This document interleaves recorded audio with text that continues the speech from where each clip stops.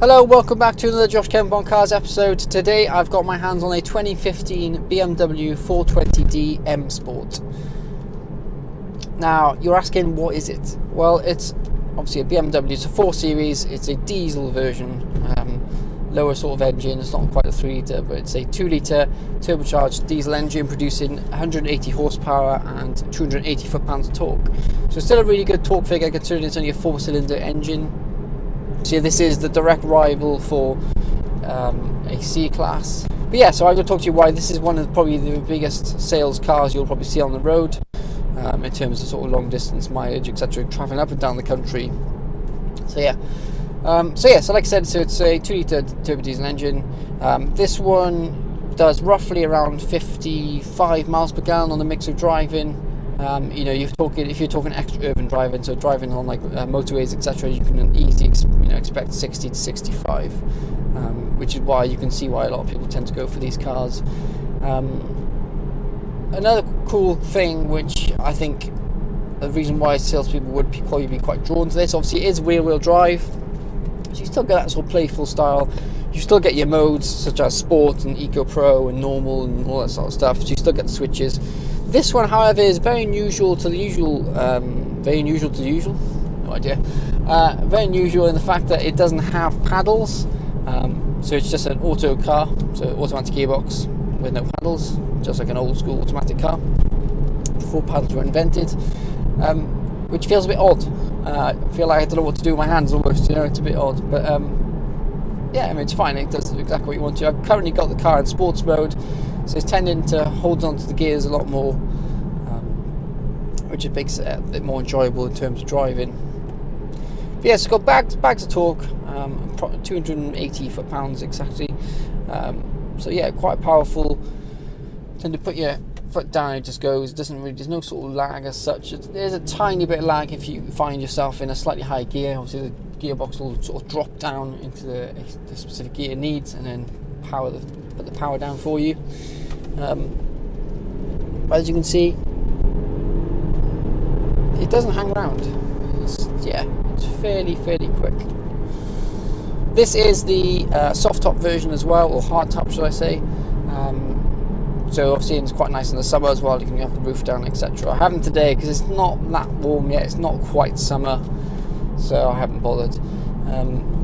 But yeah, anyway, so the exterior wise, it's a nice car. It's obviously finished in a BMW white colour, which I think is Alpine white if I'm not mistaken.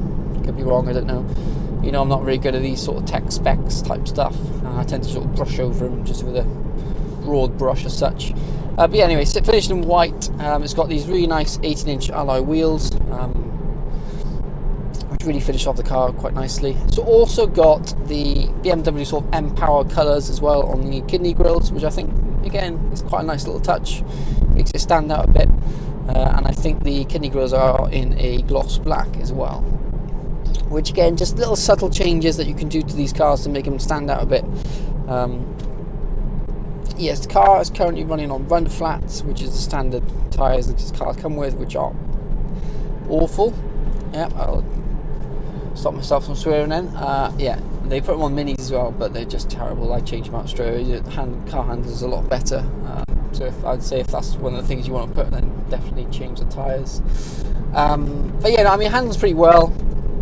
Steering's nice and solid, especially in sports mode. You find that it's not much, so it's not wishy-washy. It's pretty good. It's pretty direct. Seating position is really good. Again, like I said, BMW is probably one of the best in terms of seating positions. Really nice. Currently sat in one of the lowest setting possible. These are actually really nice sports seats, finished in a sort of black leather.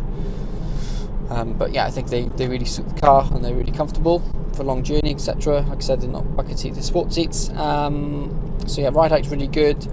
Damping suspension, really smooth. All surfaces. I've been driving. There's been quite a few potholes I've had to sort of drive over, etc. And it's been absolutely fine. I'm not sure whether this one, or whether you can even get adaptive suspension on this. I have no idea, but yeah, the suspension's pretty good if this is standard. Yeah, no turbo lag, decent engine, fairly economical. So yeah, I mean, it's got the making of a really good workhorse, I would call it, a sales workhorse, sales type car, because it's sales people tend to drive a lot up and down the country. Like I said, this biggest rival to this is probably the Mercedes C-Class, which is probably one of the best motorway cars out there at the moment, and probably has been for quite a while. But yeah, I mean, it does a decent job. Audi A4 is also on the par probably. But yeah, like I said, it drives very, very well. What else is it to point out? I'm trying to think. Brakes are actually really good as well. Stop when you need to, and that's the main thing. That's all you need to worry about. Disc brakes all around, I believe. Interior wise, it's pretty standard BMW, nothing extraordinary. This one has got the unusual choice of like a veneer type wood effect, which, yeah, I'm not a fan. It's a bit old school and a bit sort of you know, tweed jacket and cigar type. Yeah, no, not for me. Smoking jacket type background, yeah. But no, it doesn't really fit with the rest of the car, because the rest of the car's got bits of aluminium and stuff, and it's very odd choice.